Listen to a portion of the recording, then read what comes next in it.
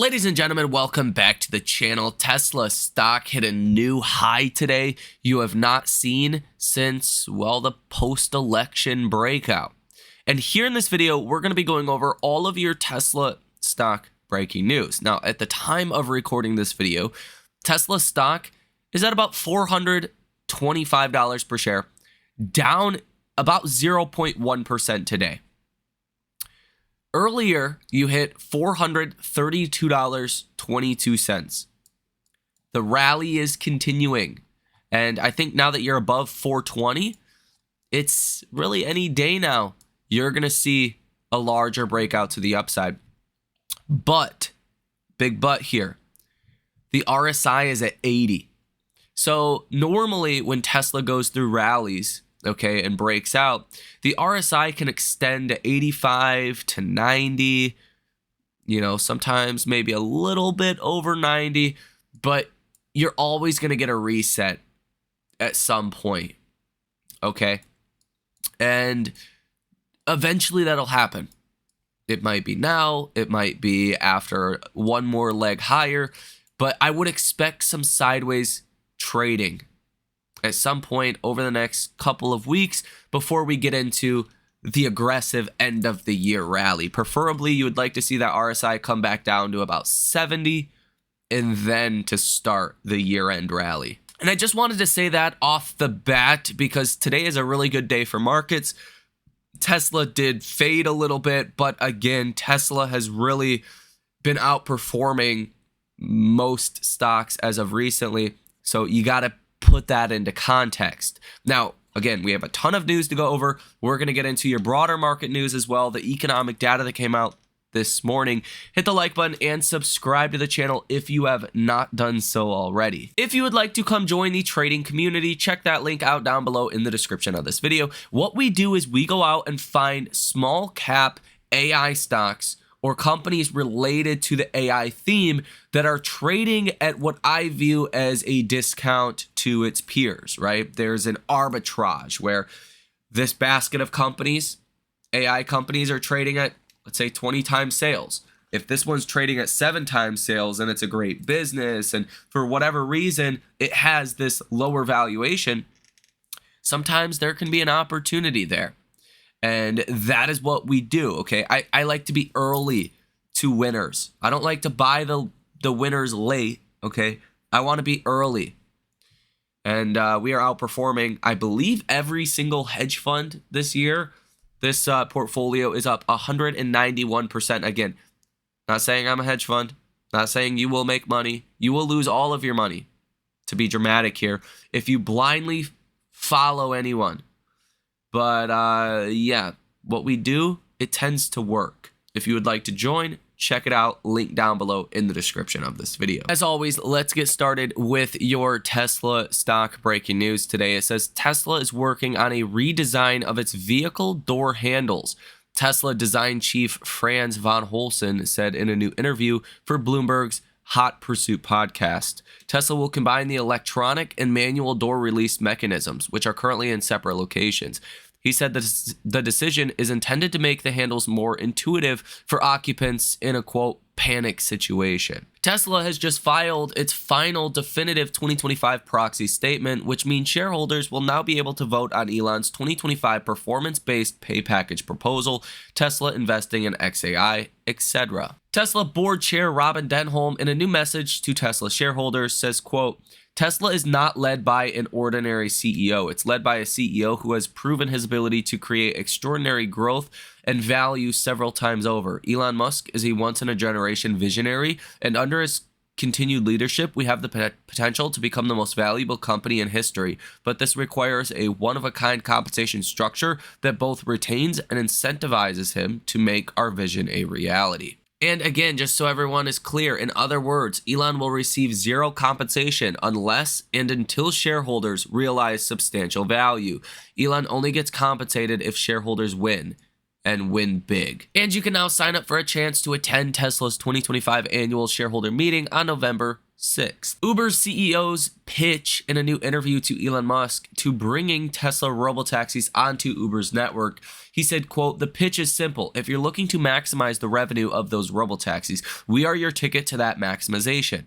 To the extent that you're looking to have these fleets owned by people, and to the extent that those owners are not able to monetize their assets on the Uber network, they will under monetize. If there are competitors offering those vehicles access to the Uber network, the monetization of those vehicles will be superior and those digital shepherds will go elsewhere." Sonic aims to develop a new type of higher capacity battery in about 2 years, potentially extending EV driving range. The company is working on eliminating the anode in batteries during the manufacturing stage to increase energy density through technology it says is likely to provide a world-leading level of capacity by the end of 2027. Waymo will offer its autonomous rides on Via Transportation's public transit platform, starting with Chandler City in Arizona, the company said. The service will be introduced this fall in the city's on-demand small-scale public transportation service, Chandler Flex, which is powered by Via's software. Goldman Sachs analyst Mark Delaney has raised his Tesla price target to $395 per share from $300. So this is a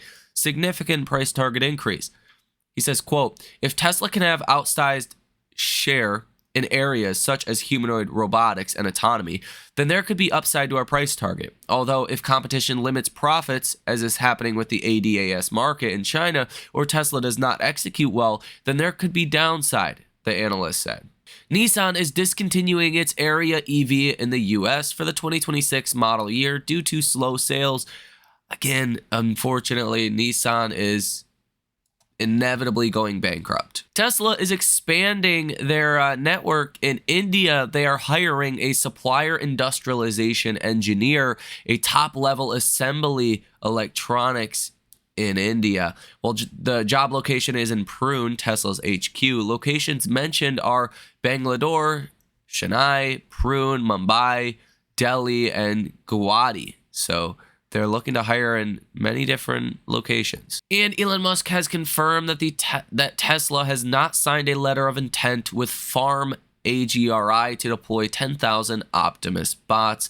The company, I guess, put out some kind of press release on this, and Elon Musk said it is fake. But that doesn't lead me to believe that, a company is going to do all that.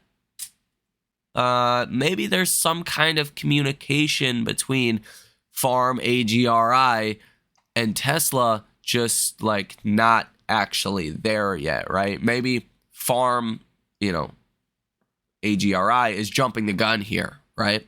But it would suggest to me that there's probably some kind of communication and dialogue that does have to do with a letter of intent to deploy 10,000 Optimus robots, right? If you're a company, just to have no communication with Tesla and then post this, that doesn't make a whole lot of sense to me. There's probably some kind of communication between the companies. Elon Musk says the Tesla 2025 annual shareholder meeting on November 6th will be quote-unquote special. Tesla on X says, quote, "Tesla is at a critical inflection point. We need your vote ahead of our 2025 annual meeting on November 6th. Tesla shareholders, the owners of our company, will soon receive their control numbers and voting instructions from their brokers. This will enable you to vote. We are asking you to vote with the board's recommendation on all proposals. Tesla is on the precipice of another massive wave of transformational growth, as demonstrated by the unveiling of our master plan, Part 4. If you believe, like us, that Elon Musk is the CEO that can make this ambitious vision a reality, vote your shares." So make sure you vote. In option activity today, you have 369 different trades totaling $285.39 million with a positive order value of 71%. If you take a look at what the short sellers are doing today, short interest has recently fallen from about 2.94% down to 2.87%. You do have $34.38 billion sold short in Tesla. That is up from about $26 billion. So yeah, short sellers have been losing quite a bit of money. And simply this dollar amount's rising because Tesla stock has recently risen as well. You have about 81 million shares that are currently sold short. And today, you have 1.18 million shares that are being covered on. Again, like hedge funds and institutions, they don't want to be short in Tesla. Now, in broader market news today, you had initial jobless claims that came in at 231,000. This is seen as one of the most, up-to-date leading indicators of the labor market. So this coming in lower than the expected 240,000 is a good sign because it shows that things are not all bad out there. Philadelphia Fed Manufacturing Index came in at 23.2. The estimate was 2.3, and last month was negative. So a big rise there as well. Philly Fed Business Conditions came in at 31.5. The estimate was 25. CapEx Index came in at 12.5. Employment came in at 5.6. New orders came in at 12.4, which was a lot better than the negative 1.9 number we had last month. Prices paid came down sharply. Last month, you were at 66.80. Today, you're at 46.80. That rarely ever happens, okay, for prices paid component of any of the regional Fed data. So I think that was really good as well. Now, we are obviously coming off of Jerome Powell yesterday, and I want to make this very clear, okay? The dot plot matched markets' expectations for this year in terms of how many cuts we're going to get, okay? Wall Street was expecting 3 cuts this year, a cut in September, a cut in October, and a cut in December. Great. That's what the Fed said they plan on doing, okay? Cutting 3 times this year. That matched markets' expectations. Where a little bit of the disappointment was for 2026. But I think it's very obvious when you listen to Powell and you understand the Fed, there is no certainty in that outlook. It's going to depend on what happens with inflation, what happens with the economy, right? That's going to determine how many cuts we get next year. And Wall Street, although they were pricing in about 5 cuts, so at least 2 cuts next year, maybe 3 cuts next year, that's not a super big problem, again, because it's going to change with the data, right? So it really just confirmed likely an end of the year rally for markets, that we are starting a serious easing cycle. And the Fed, even in the dot plot, raised GDP estimates. They lowered unemployment targets, unemployment rate targets. So, when you put that together, again, as I talked about in the last video, we should expect that the markets are going to take this well. Keep in mind, though, we are in September, which is a very weak seasonal period for stocks. Specifically, yesterday started the worst 10-day stretch for markets in any year, any time of the year. So this is the worst period, and we're still working higher. I think that just shows how strong this market is and really how many bears there are, because people are a lot of people are bearish and they're just forced to jump sides, right? Because stocks continue to go higher. And the last thing you want if you're a fund manager is to start losing clients because you're bearish, right? And you're wrong. Now look at this. This is pretty incredible. I can't recall I've seen this before. Bullish investors are at 41.7% in the new AI investor sentiment survey that came out today. Last week, you were at 28%. So that's a big jump, okay? The historical average for bulls, 37.5%. So you're higher than the historical average for bulls. Look at this. Neutral investors got crushed down to 16.0%. Last week, you were at 22.5%. Look at bearish investors, still outweighing bullish investors at 42.4%. I've never seen over 40% bulls, 40% bears on the same week. There's a lot of people that are bullish and a lot of people that are bearish. The historical average for bears, 31%. It's honestly incredible. I was not expecting to see this morning, but just having that many bears on markets likely continues to fuel stocks to move higher. Now, here on the day today, the CNN Fear and Greed Index is coming in at 62. Yesterday, you were at 57, so getting close to that midpoint of greed, but not quite there yet. Market momentum is greed. Stock price strength, extreme greed. Stock price breadth is neutral. Put and call options, extreme greed.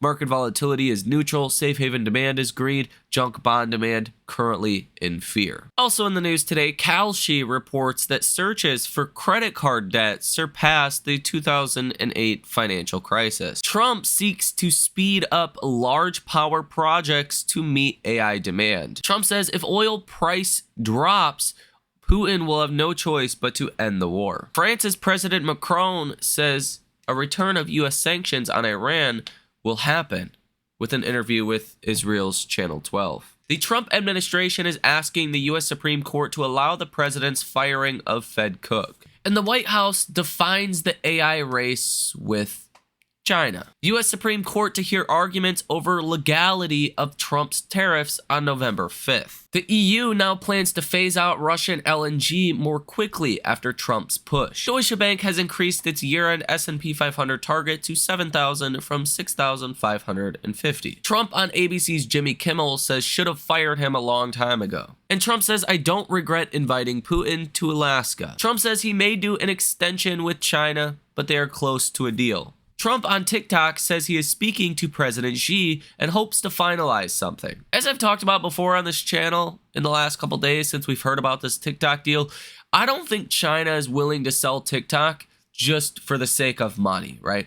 I think China probably wants some kind of lower tariff agreement as well, which could be a positive for markets. Trump says the U.S. is getting a fee plus for making the TikTok deal. Trump says TikTok has tremendous value. Trump on the Russia situation says, I hope we're going to have good news. Trump says that stocks will do much better as time goes by. As I've said before on this channel, I think Trump secretly wants the title of the strongest stock market of any presidency, right? I think that's just kind of a personal goal that Trump wants, and I think Trump's going to do whatever he can to make sure that happens. Trump says wind power is an expensive joke, a disaster. Trump told UK's Prime Minister to stop immigration situation to use military if needed. UK's Prime Minister Starmer says he discussed Israel-Palestine issue with Trump, agreeing on a need for peace and a roadmap, notes recognition of Palestine must be considered in context of a broader peace plan. Trump on Israel says, I want the hostages released right now. Trump says he told Charlie Kirk he had a good shot of being president. And Trump says he will be going to the Kirk funeral Sunday. Trump says, I thought Ukraine-Russia might be the easiest of the issues, but it has been complex. Trump says that Putin let me down. And again, Trump says the stock market has hit a new high. Trump on UK's state visit says tech deal will ensure UK and US lead next great tech revolution side by side. Trump and President Xi will hold a call at 9 a.m. Eastern Standard Time on Friday, according to the US official. And per CNBC today, sales of heavy trucks are falling like the US is headed for a recession. So with that said, ladies and gentlemen, let me know your thoughts on this down below in the comment section. Again, I think Tesla is really just trading lower today because it's been on such a tear recently. And that's actually a good thing. You want to reset things in a minimalistic way to pave the way for a move higher, right? If Tesla falls a 0.5% and that resets, momentum a little bit, that's a good thing. If we trade sideways for a day or two, that's a good thing. You don't want to, come right back down to 350 to reset momentum. You don't have to do that. You just have to see a consolidation for a short period of time, especially if the markets are going up. That's really going to reset momentum because the RSI stands for Relative Strength Index. It's not just relative to itself, but it's relative to peers. Okay? You have to understand that. So, again, let me know your thoughts on this down below in the comment section. Hit the like button as well as subscribe to the channel. Check out the link down below in the description of today's episode if you want to come join the trading community. Have a great rest of your day, and I will see you in the next one.